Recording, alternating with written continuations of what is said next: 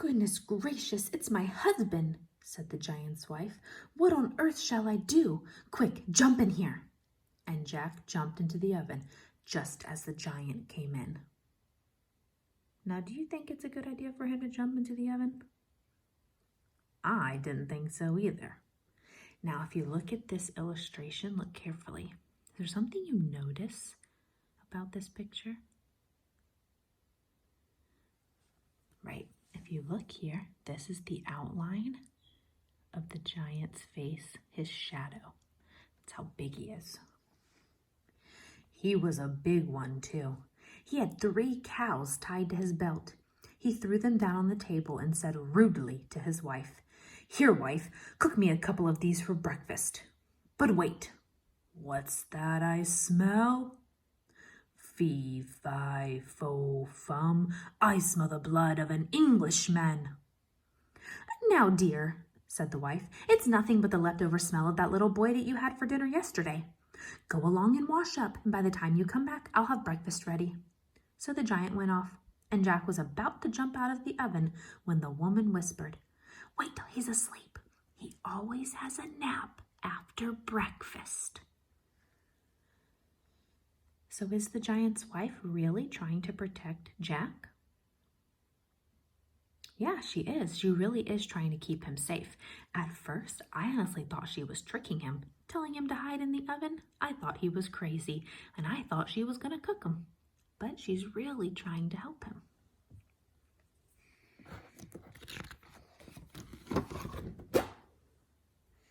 The giant gulped down his breakfast. Then he went to a giant chest and took out 2 big bags. He sat down, and from the bags he took out piles of gold coins. He began counting them very slowly. 1, 2, 3, 4. Then his head began to nod, and soon he began to snore, so that the whole house shook. So what happened? That's right, he fell asleep. The wife said he always took a nap after breakfast, and sure enough, he did. Now, if you look at this illustration, look how tiny Jack is compared to the big giant up there.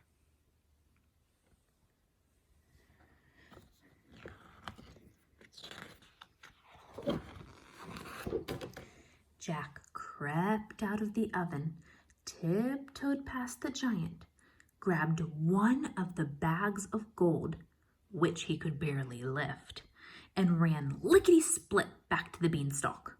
He threw down the bag of gold, which fell kerplunk into his mother's garden, then climbed down until at last he reached the ground. Did you hear that word, kerplunk?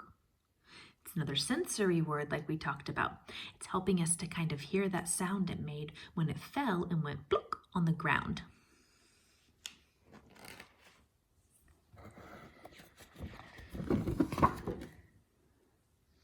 "Well, Mother," he said, "wasn't I right about the beans? They really are magic." Now, for a while, Jack and his mother bought what they needed and a little more with that bag of gold that he got. But at last, the bag was empty. So Jack made up his mind to try his luck again at the top of the beanstalk. He climbed up, and he climbed, and he climbed, and he climbed, and once again, sure enough, there was the great tall woman standing on the doorstep of her house. And once again, he asked for something to eat.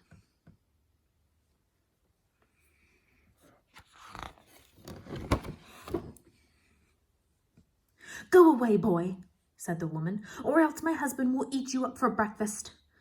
"But say, aren't you the youngster who came here once before? Do you know, on that very day, my husband lost one of his bags of gold?" "Did he now?"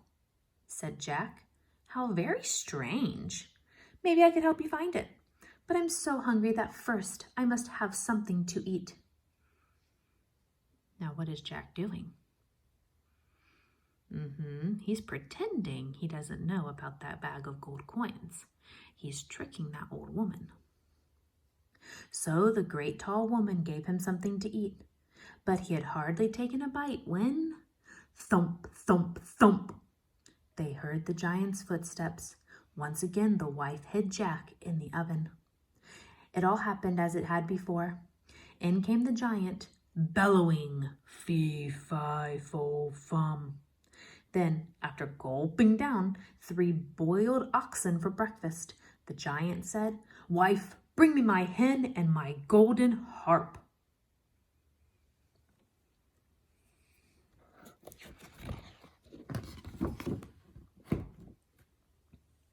The wife brought them.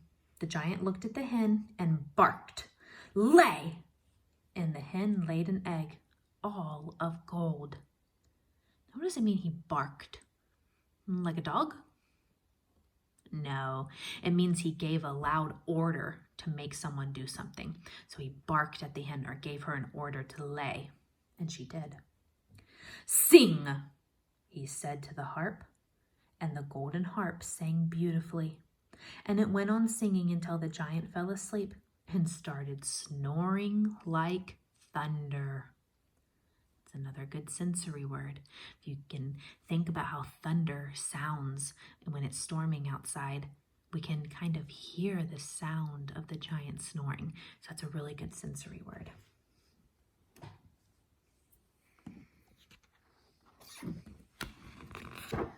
Oh, goodness. Jack sneaked out of the oven and crept like a mouse on his hands and knees. Then he crawled up the table, grabbed the hen and the golden harp, and dashed toward the door. But the hen began to cluck, and the harp called out, "Master, master!" The giant woke up just in time to see Jack running away with his treasures. Jack ran as fast as he could, and the giant came bounding after him and would have caught him, only Jack had a head start. When Jack got to the beanstalk, he climbed down as fast as he could. The giant reached the beanstalk and stopped short, for he didn't like the idea of climbing down such a thing. But, like it or not, the giant swung himself down onto the beanstalk, which shook with his weight.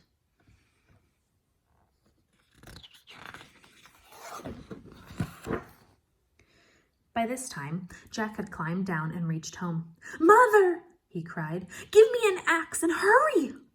His mother came rushing out with an axe in her hand. She ran with Jack to the beanstalk, and then she screamed with fright as she saw the giant making his way down.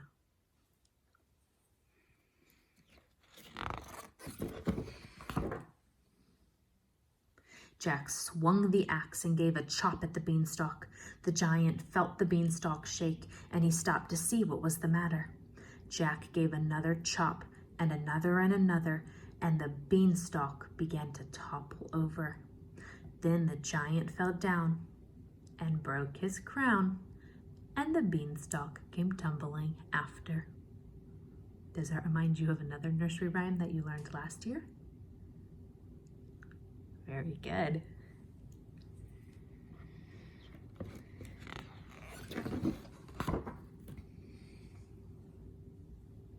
From then on, Jack and his mother had all the money and music that they wanted, for the hen gave them golden eggs, and the harp sang for them all day long, and they lived happily ever after.